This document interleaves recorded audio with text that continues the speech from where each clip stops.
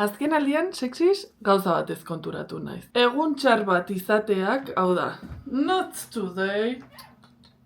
Egun txar bat izateak ez duela zertan beti egun txarra izan duzula esan nahi. Esango nuke batzutan, edo akaso gehiagotan, zerikusia duela nik neure buruari nola hitz egiten diodan. Aste honetan adibidez, ez klasean, ez gimnasioan, ez da bat ere bete, nik espero nuena, nik egun eta momentu horretarako proiektatua nuena, prestatua nuena. Eta oso malda gore egin zait. Kaixo, ni Arkakuso naiz eta asteazkenero bideoak igotzen ditut gure YouTubeko txoko honetara. Beraz, harpidetu zaitez beste edukirik ez galtzeko eta hemen agertuko zaizkizuen sare sozialetan jarraitu.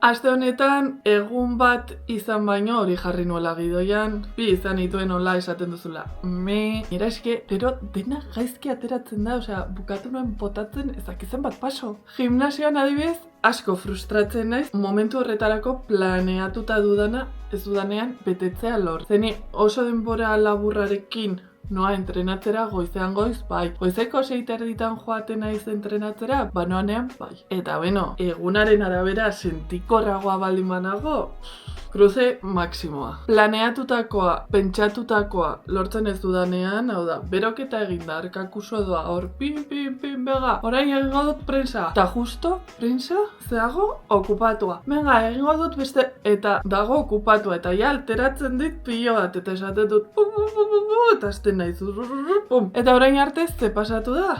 Arkakusok egiten zuena zen, gurutzatu, buelta eman, aldageletara joan, motxila hartu eta pi, etxera joan. Eta ez hori bakarrik, bidean supermerkatua edo denda topatzen baldin manuen, ara sartzen nintzela, hor arranplatu, eta baitan sortutako frustrazio eta antsietate emozionala, kentzen duen edo asetzen nuen nola.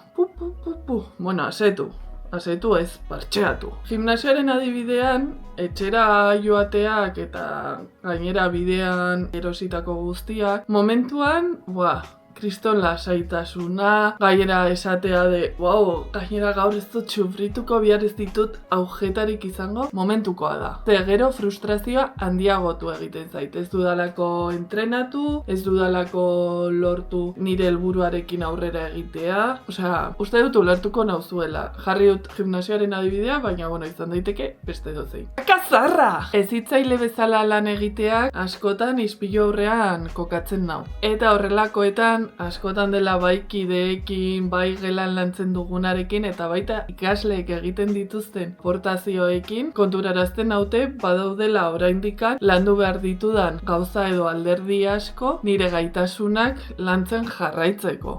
Gero eta gutxiago bada ere joera handia dut buklean sartzera. Eta ordura arte funtzionatu didaten eta erosotasunetik erantzun bat ematera. Nire eremu seguruan mantenduko nauena hola giltzapetuta. Gimnasioaren kasuan adibidez, ez dago makinarik, ez dago pisu libreko eremurik, sala, ezin dute zer egin. Ala, kakazarra, joan porai eta ni banoa etxera, lasai, bihar aujetarik gabe, eta orain jango dut, ze goxoa. Gero badago, beste gauza bat konturatu naizena, nire ibilbide honetan bereziki azken asteko honetan, dela bestei eskintzen diedan malgutasuna, adibidez, norbait ikusten lagun bat etortzen zait kontatzen gimnasioan gertatu zaiona, eta emango nizkioken gomendioak, malgutasun hori ez dio dela aukeran ematen sikiera neure buruari. Jebia da, Eta azken finean horrek lagundu baino saboteatzen nau. Baina asko.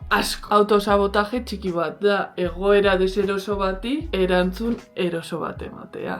Eta, horrela zerbait aldatu nahi baldin badut, ezinezko izango da. Orain arte ez duelako funtzionatu. Ez dakitzuei, baina niri kurioso egiten zait, kuriosoa, ustezko erosotasun horrek, niri gero ez diala honik egiten. Osea, azkenean nago frustratuta, mandut kriston bete tarteka da, eta ez nago pozik. Gainera ez dut egin planteatua nuena. Jarritako adibidea, gimnasioarena, ekarri nahi izan dut, ze azken urtean gimnasiora joateko ohitura hartu dut, gimnasioan eroso sentitzen naiz, gimnasioan egiten ditudan jarduerak gustoko ditut, eta egia da gimnasioak lagundu nahuela nire buruarekin nola komunikatzen naizen eta nola harremantzen naizen aztertzen. Hori dela eta kruzatzen naizenean edo kruzatzera noanean azken aldian hainbat galdera planteatzen dizket neure buruari. Pixkat momentu horri, momentu horri buelta emateko. Zerk egin du egun txarra bihurtzea bapatean? Zer da benetan txarra horren atzean dagoena? Eta horrelako egoera bat bizi izan duela nire lagun batek kontatuko balidake, zer esango nioke? Nola esango nioke? Ze txikiz askotan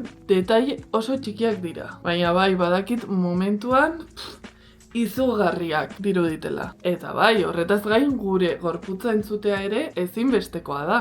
Hori hala da, batzutan eroso egotea behar dugu, baina egia da ere askotan eroso egoteari utzi behar diogula aurrera egin nahi baldin badugu, gauzak lortu nahi baldin baditugu. Baina kasu, konfort zonatik edo eremu seguru horretatik ateratzeak ez du bapatean esan nahi justo beste kontrako norantzan dagoena egitea, hau da, beste muturrean dagoen egitea. Batzuetan milimetro bat izan daiteke, bestetan zentimetro bat ateratzea. Nire kasuan, lehen jarri dizuedan adibidearekin, gimnasioaren adibidearekin, orain, kruzatzen naizenean edo kruzatzear nagoela, aldageletara joan, motxila hartu eta etxera joan beharrean, nire errutina moldatzen saiatzen naiz. Behintzat, erantzun erosoena ez emateko, eta horrelako egoerei buelta bat eman, eta bestelako alternatiba bat topatzeko nire helburua lortzeko. Agian ez dudala egunean jarritako helburua edo egitekoa betetzen?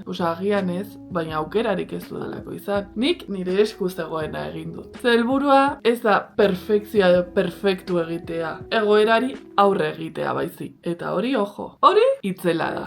Ze sexiz, zer esango dizuet? Hobe egina, bikainaren ezina baino. Eroso egoteari ustea beldurgarria dela? Bai. Eta normala da, kontrolatzen ez dugun egoera bati aurre egin behar diogulako. Baina eremu segurua beti izango dugu. Eta orduan, zergatik ez izan zenbat eta zabalagoa, zenbat eta handiagoa. Milimetro bat ateratzea ere ateratzea da. Ze gaur, milimetro bat izan daitekena, bihar zentimetro bat izan daiteke eta hemendik hilabete batzuetara kilometroa. Nik neure buruarekin nola komunikatzen naiz, nola hitz egiten diodan neure buruari entrenatzen nabil, ze azken finean garrantzia eman behar diot ikaslei esaten diodan bezala, ez hainbeste emaitzari, ez, haiei nota inporta zailako noski, baizik eta prozesuari garrantzi handiagoa ematen. Ze sexiz, asteko egun hori edo egun horiek sindudarik gabe ez dira nire asteko egunik onena izan, para nada, baina egia da nire prozesuaren parte izan direla, eta horregatik ere bere garrantzia dutela.